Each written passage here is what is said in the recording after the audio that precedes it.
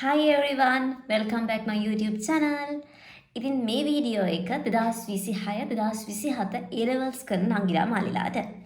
ඉතින් ඔයගොල්ලෝ හිතනවා ඇත්ති ඔයගොල්ලන්ට ඇඩ්වයිස් කරන්න මම කවුද කියලා. ඉතින් මම ගැන පොඩි ඉන්ට්‍රොඩක්ෂන් එකක් කරොත් මම අංජලා මම දැනට කොළඹ නීති පීඨයේ තුන්වෙනි වසර ශිෂ්‍යාවක් විදිහට ඉගෙන ගන්නවා.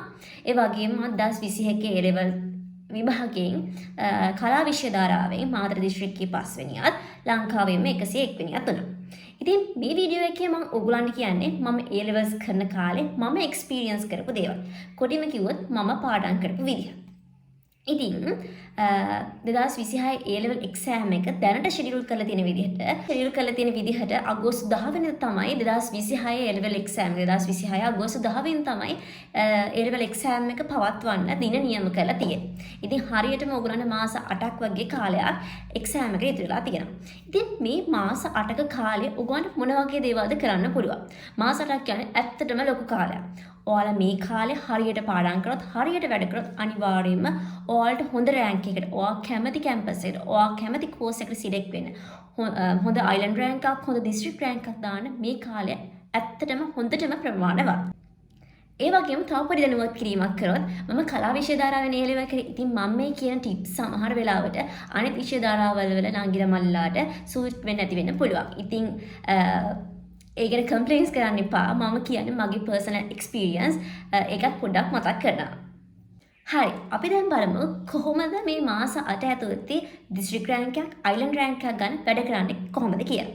ඉතින් අපි දන්නවා පුද්ගලයාගෙන් පුද්ගලයාට මතක හිටින ප්‍රවණතාව පාඩම් කරන විදිහ එකිනෙකට වෙනස්.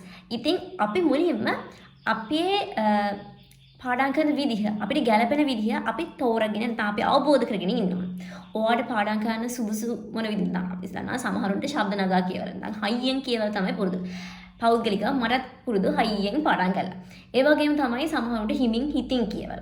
ඒ වගේම සමහර අයට උදේ නැගිට පාඩම් කරපු. සමහර අයට නිදි මරාගෙන පාඩම් කරලා පුරුදුයි.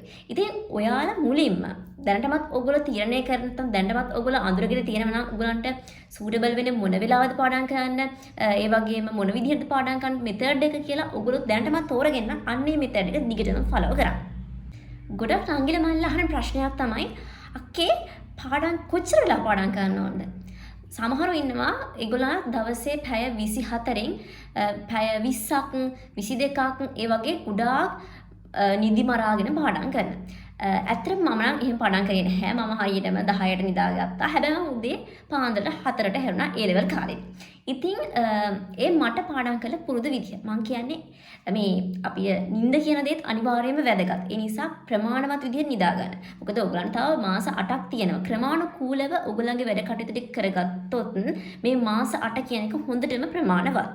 අපිට කියන්න බෑ ස්පෙસિෆයි වෙලාවක් මෙන්න මෙච්චර පැය ගණනක් පාඩම් කරන්න ඕන මෙච්චර කාලයක් පාඩම් කරන්න ඕන කියලා.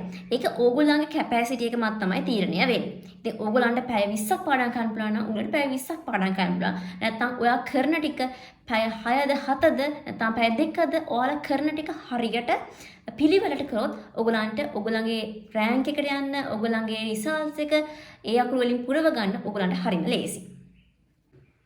ඒ වගේම තව වැදගත් දෙයක් තමයි පේපර්ස් කරන එක. දැන් සමහර විට මේ වෙනකොට ඔයගලන්ට මුළු සිලබස් එකම කවර් කරලා නැතුව ඇති. ක්ලාසස් වල ඉස්කෝලේ මුළු ඔක්කොම පාඩම් උගන්වලා නැතුව ඇති. ඒ හින්දා ඔයගොල්ලෝ හිතනවා අපිට සම්පූර්ණ ෆුල් පේපර් එකම ලියන්න බැරි හින්දා පේපර්ස් නොලිය අපි ඔක්කොම සිලබස් එක ඉවරනවා පේපර්ස් ලියමු කියලා. ඒත් එහෙම ඉන්න එපා. ඔයගොල්ලෝ අනිවාර්යයෙන්ම කරලා ඉවර වෙන පාඩම ගානේ ඔයගොල්ලන්ගේ පාස් පේපර්ස් මොඩල් පේපර්ස් කරන්න. මොකද නැත්නම් අන්තිමට මුළු පේපර් ගොඩ ගැහිලා තියෙයි කරගන්න අමාරු. ඒ නිසා ඔක්කොම ගොඩ ගහගන්නේ නැතුව ඔයගොල්ලන්ට කරන්න තියෙන්නේ පාඩමක් ඉවර වුණාට පස්සේ ඒ පාඩමට අදාළ පාස් පේපර් ඒ පාඩමට අදාළ ප්‍රශ්න තියෙන මොඩල් පේපර් අරගෙන ඒවා කරලා ඒ වගේ හරි වැරදි බලලා ඔයගොල්ලන්ගේ නොලෙජ් එක මොන මට්ටමකද තියෙන්නේ ඔයගොල්ලෝ ඉම්ප්‍රූව් කරගන්න ඕන පාඩම් මොනද ඔයගොල්ලෝ වීක් මොන වගේ පාඩම් වලද කියලා බලලා ඒ පාඩම් වලට වැඩි බරක් ලබා දෙන්න. ඒ වගේම තම දෙයක් තමයි අපි පාඩම් කරන දේවල් මෙනෙහි කරන එක. නැත්තම් ආයෙ මතක් කරන එක. මේකෙන් මම කියන්නේ හිතන්නකෝ අපිට විෂයන් 3ක් තියෙනවානේ ප්‍රධාන වශයෙන්. ඒ ප්‍රධාන සබ්ජෙක්ට් 3 අද මම පාඩම් කරා නම් එක විෂයක් ඒ පාඩම් කරපු විෂයේ තියෙන විෂය කරුණු තව දවස් 3කින් අපි ආපහු මතක් කරන්න ඕනේ. නැත්නම් ඒක අපිට අමතක වෙලාම යනවා. අඩුම වශයෙන් දවස් 3කට සැරයක්වත් අපි පාඩම් කරපු විෂය කරුණු ආය මතක් කරන එක දීර්ඝ කාලීන නැත්නම් long term memory එකට ඉතාම වැදගත් වෙනවා. ඊළඟ එක. මේ ටිප් එක ඇත්තටම මම පෞද්ගලිකව ෆලෝ කරේ නැහැ A level කාලේදී. හැබැයි මගේ රෑන්ක්ස් දාපු යාළුවෝ ගොඩක් මේ ටිප් එක ෆලෝ කරලා තිබ්බා. ඒ නිසා මම ඒක ඔයාලට ෂෙයා කරගන්නේ short notes හදන එක.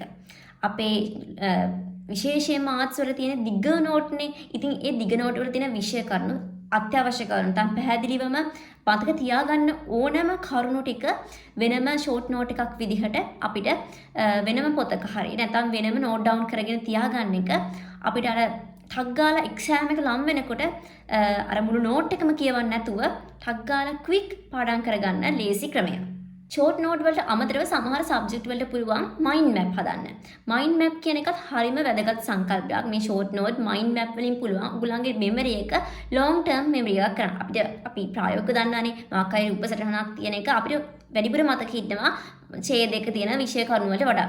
ඒ නිසා මයින්ඩ් මැප් එකක් ෂෝට් නෝට් එකක් වගේ දෙයක් හදලා තියාගන්න එක ඔයගොල්ලන්ගේ විභාගෙ ලම් වෙනකොට අනිවාර්යයෙන්ම වැදගත් වෙනවා. ඊළඟ තමයි ඔයගොල්ලෝ ෆිසිකලි පේපර්ස් ලියන්න යනවද කියන එක. ඔයගොල්ලෝ ක්ලාස් එකයි නැත්නම් ඉස්කෝලේ ටර්ම් ටෙස්ට් වලට හරි පාටිසිපේට් කරන්නේ නැත්නම් විභාග ලියන්න යන්නේ නැත්නම් ඒක ලොකු වැරද්දක්. ඔයගොල්ලෝ කරගන්න ලොකුම වැරද්දක්.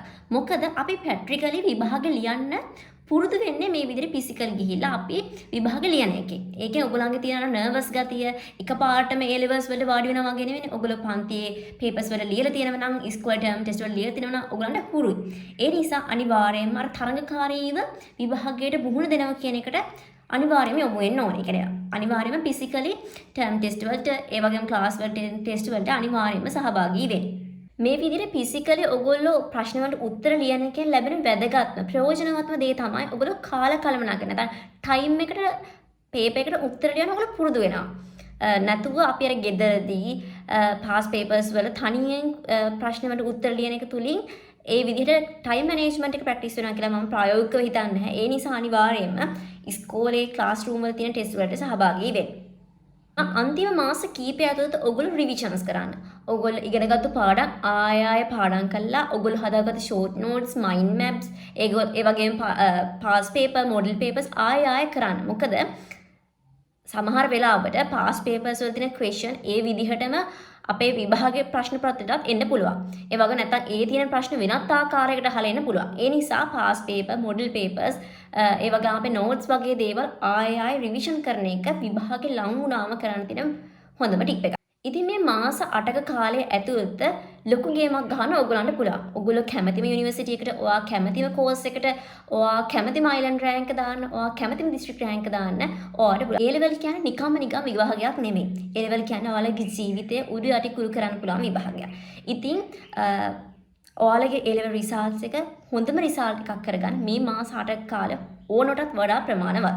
ඉතින් මේ මාස 8 හොඳට ප්‍රයෝජනවත්ව ඵලදායී විදිහට ඔයගොල්ලෝ යොදාගත්තොත් අනිවාර්යයෙන්ම ඔයගොල්ලන්ගේ රෑන්ක් එක, ඔයගොල්ලන්ගේ ඩ්‍රීම් යුනිවර්සිටි එක ආයේ ඩ්‍රීම් එකක් වෙන්නේ නැහැ. ඉතින් අද ඉඳලම පටන් ගන්න මේ දැන් ඉඳලම පටන් ගන්න. ඔයගොල්ලන්ට පුළුවන් ඔයගොල්ලන්ගේ ජීවිතේ මේ මාස 8 ඇතුළත හිතන්නේවත් නැති විදිහට වෙනස් කරගන්න. ඉතින් ඔයගොල්ලන්ගේ එක්සෑම් එකට වගේම ඔයගොල්ලන්ගේ ඉදිරි ජීවිතේට මම මගේ හදවතින්ම සුබ පතනවා. ආයෙ ලස්සන වීඩියෝ එකකින් ආයෙ හමු. Thank you so much.